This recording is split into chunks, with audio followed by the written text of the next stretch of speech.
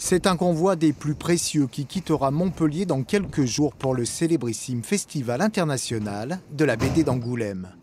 Dans ces cartons, La Petite Couronne, cette BD a été sélectionnée. Alors du côté de la maison d'édition montpelliéraine, on savoure. Si on pouvait avoir un prix, ça met une petite cerise au-dessus du gâteau. C'est le rendez-vous professionnel le plus complet. On rencontre tout le monde là-bas. Ça permet de faire des rencontres d'auteurs, ça permet de rencontrer les autres éditeurs aussi, ça enrichit toujours le métier. Et il y a une grosse rencontre avec le public aussi. Éditeur, un métier pas facile, plein d'aléas, et qui sans trésorerie peut vite tourner au cauchemar. Mais un auteur, un livre qui marche, suffit parfois à faire tourner la machine.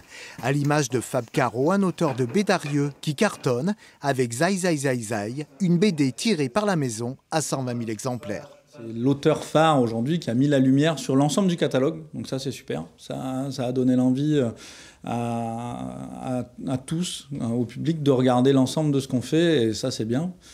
Et en plus, ça nous permet d'avoir de la trésorerie pour faire des bouquins parfois plus difficiles, parfois plus intimes, avec des plus petits tirages.